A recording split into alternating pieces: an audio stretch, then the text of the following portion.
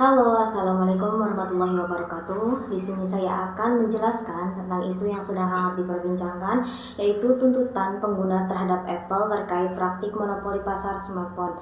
Saya Ratna Utami dan kali ini saya akan membahas beberapa aspek penting terkait isu ini, terutama dalam konteks pengembangan sistem informasi dan etika bisnis. Kita akan mengeksplorasi isu ini dengan merujuk pada beberapa konsep penting dalam sistem informasi. Dan kasus ini bermula ketika sejumlah pengguna mengajukan tuntutan hukum terhadap Apple.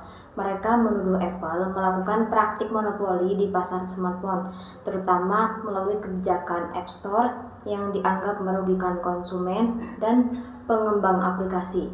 Apple dituduh menetapkan aturan yang terlalu ketat dan memaksakan komisi tinggi kepada pengembang. Isu etika dalam pengembangan sistem informasi. Dalam kasus ini, beberapa isu etika yang muncul antara lain ada keadilan dalam persaingan bisnis, transparansi dalam kebijakan platform, perlindungan konsumen dari praktik monopoli.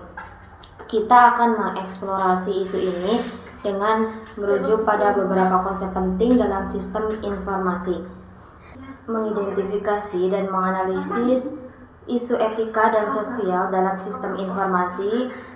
Yang pertama, mari kita identifikasi dan analisis isu etika dan sosial yang terkait dengan kasus ini. Tuntutan ini berpusat pada dugaan bahwa Apple menggunakan kekuatannya di pasar untuk memonopoli distribusi aplikasi, khususnya melalui App Store. Praktik ini menimbulkan pertanyaan etis tentang keadilan dan persaingan yang sehat. Dari sudut pandang sosial, dampaknya dirasakan oleh pengembang aplikasi kecil yang sulit bersaing, serta konsumen yang memiliki pilihan terbatas. Dan dalam merumuskan strategi penerapan telekomunikasi dan networking, selanjutnya bagaimana strategi penerapan telekomunikasi dan networking bisa diadaptasi dalam konteks ini. Apple telah membangun ekosistem yang sangat terintegrasi, tetapi strategi yang lebih inklusif diperlukan untuk membuka jaringan ini. Bisa melibatkan pembukaan akses ke aplikasi dan sumber lain tanpa melalui App Store, yang akan mendorong inovasi dan persaingan yang lebih sehat. Dalam mengembangkan strategi keamanan informasi, namun keamanan informasi tetap harus menjadi prioritas. Apple berargumen bahwa pembatasan akses ini adalah untuk melindungi keamanan dan privasi pengguna. Dalam pengembangan strategi keamanan informasi, penting untuk menemukan keseimbangan antara membuka pasar dan menjaga keamanan. Transparansi dan regulasi ketat dari pihak ketiga bisa menjadi solusi untuk memastikan keamanan tetap terjaga tanpa mengorbankan persaingan. Dan merencanakan dan mengimplementasikan sistem pendukung pengambilan keputusan. Isu ini juga menunjukkan perlunya sistem pendukung pengambilan keputusan yang baik. Apple dan regulator perlu menggunakan data yang tepat untuk membuat keputusan yang informatif. Sistem pendukung pengambilan keputusan dapat membantu menganalisis data pasar dan memprediksi dampak dari perubahan kebijakan dan juga menyusun strategi yang efektif.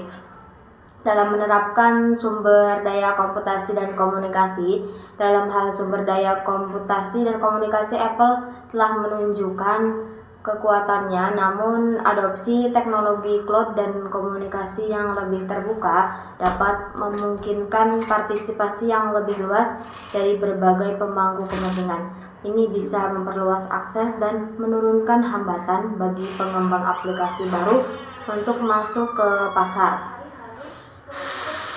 Dan mengimplementasikan visi dan perencanaan sistem informasi untuk benar-benar mengatasi masalah ini, Apple harus mengimplementasikan visi dan perancangan sistem informasi yang lebih inklusif dan transparan. Dengan membuka ekosistemnya dan mengadopsi standar industri yang lebih luas, Apple bisa menghindari tuduhan monopoli dan menciptakan lingkungan yang lebih kompetitif. Dan yang terakhir, dalam mengelola kesuksesan dan kegagalan penerapan sistem informasi, Akhirnya, mengelola kesuksesan dan kegagalan dalam penerapan sistem informasi menjadi kunci. Apple harus belajar dari tuntutan ini untuk meningkatkan sistemnya. Keberhasilan dapat diukur dari tingkat kepuasan pengguna dan pengembangan aplikasi, serta dari persaingan yang lebih sehat di pasar. Kegagalan di sisi lain harus dilihat sebagai kesempatan untuk perbaikan.